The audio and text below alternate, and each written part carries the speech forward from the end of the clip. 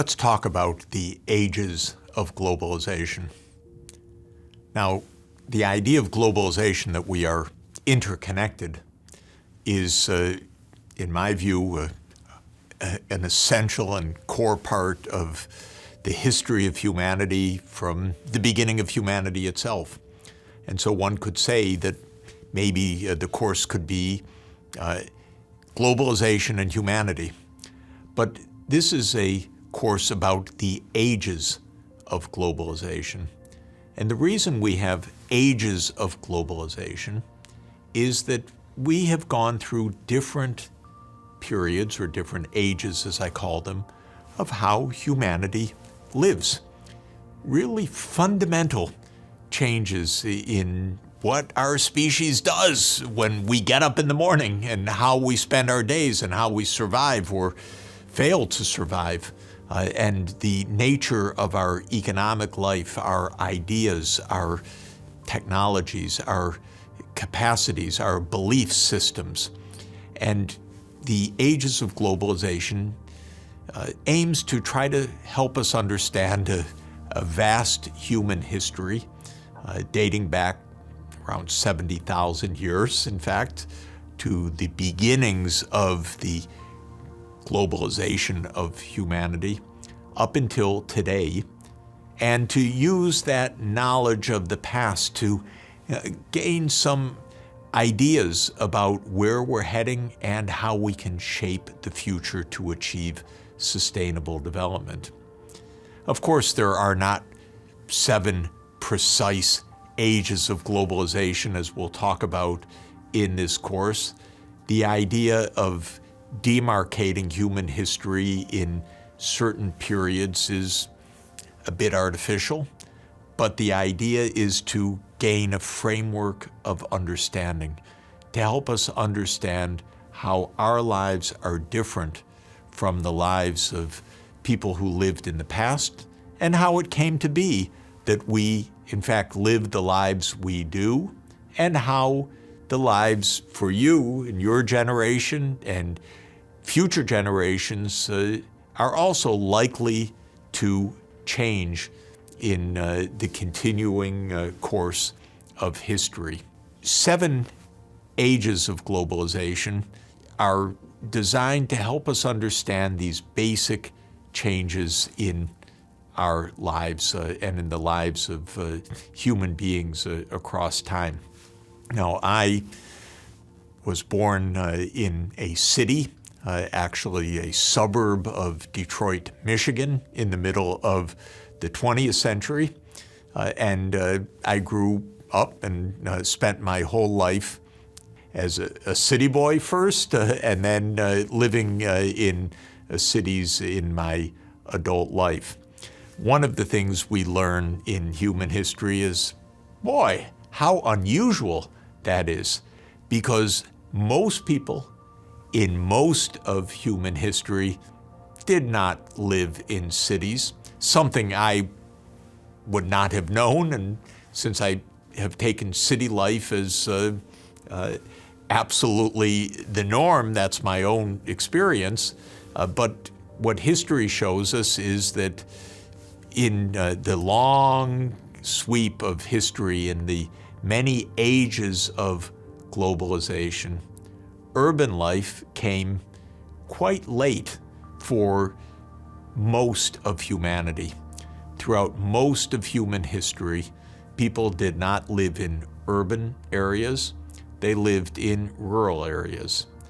And through most of human history, people's livelihoods, the way that they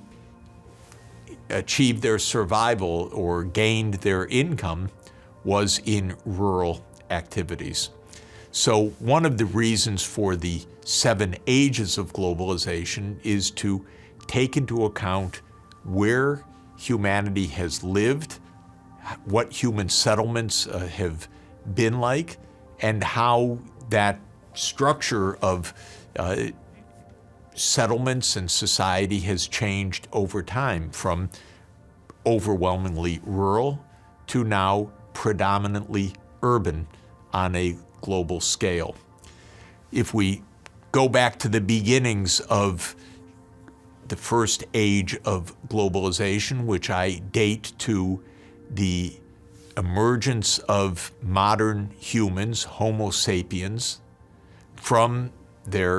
our common birthplace in Africa, and then spreading out from Africa to inhabit the world in a great dispersal, considered by scientists to have occurred around 70,000 years ago. At that time, there were no cities.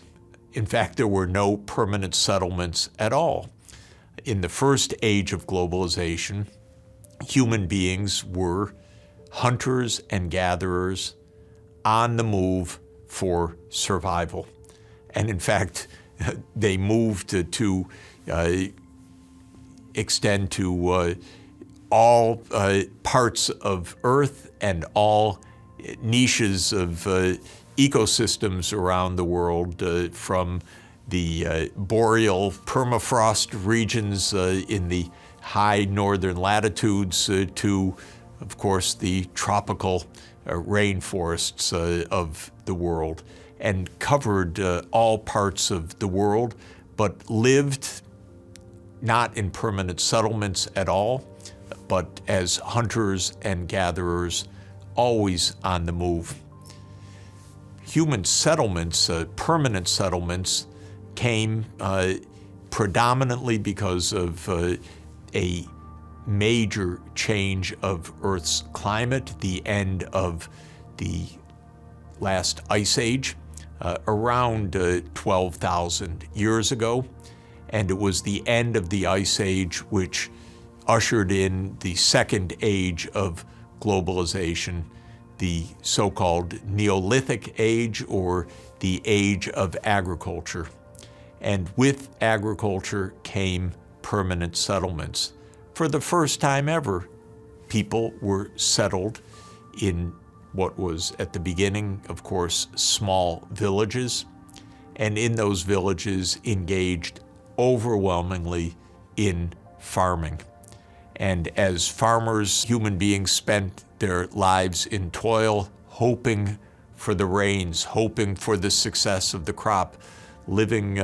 often at the edge of subsistence, at survival, where a famine could wipe out, of course, whole communities or whole regions if the rains failed or other environmental calamities ensued. But we demarcate the first age of globalization as an age of hunters and gatherers, or foragers, as is sometimes said, and the second age of globalization as the age of farming, or the Neolithic Age, as it's sometimes described. What we will see as we go through all of these 7 ages of globalization and visit sites around the world to understand more deeply these different periods of human history, we will see that each age was associated with different forms of human settlement, whether nomadic life in the first age, or settled villages, or in the industrial age, the rise of mass urbanization to the point where most of humanity today lives in cities, and a large number live in megacities, completely unimaginable through most of human history. We will see that these ages change from one to another for very deep reasons. Could be changes of climate, for example, that ushered in the age of agriculture. It could be discovery, such as the discovery by the Europeans of the sea routes from Europe to the newly discovered continents of the Americas, North and South America, discovered, again, I must say, by Europeans, because the indigenous populations knew full well that there were the Americas. It could be because of new technologies. We can think of agriculture itself as a technology, a way to procure one's nutrients and food supply, not through foraging or hunting and gathering, but through growing crops on an annual basis. And we will see that each age of globalization has its characteristic human settlements, its characteristic political and economic institutions, a nation state, a village authority, a priesthood which governs a religious community, and so forth, a culture which helps to define that particular period. So we will see that each age of globalization is characterized by patterns of physical existence, structures of human settlement, whether in foraging or in small villages or in industrial cities or in today's megacities, by a range of technologies which help to define the age, whether it is the use of fire by the Paleolithic hunter-gatherers, or the new discoveries of agriculture, or the domestication of the horse, which defines the third age of globalization, or the invention of the modern steam engine by James Watt in the 1770s, which ushered in the sixth industrial age. That set of technologies helps to shape each of these ages of globalization. We will see also that globalization and the different periods or different ages of globalization have been shaped crucially by technologies of communications and media, how information is stored and transmitted. Even our core technology, an alphabet to write languages, or a writing system such as Chinese characters, are inventions that help to usher in new ages of globalization. So in our class, we're going to be looking closely at 7 ages of globalization, and we're going to see how life differed in each of these phases of human history, and we're going to be looking crucially at how changes of technology, changes of environment, changes of culture, beliefs, and institutions helped or caused or provoked one age of globalization to transform to the next. We're going to see that those changes of environment, those changes of technologies, those changes of institutions often led to massive disruptions of society as well. At the juncture of each age from the preceding age often came lots of conflict, lots of changes of political power, of geopolitics in the world, of demographic patterns in the world.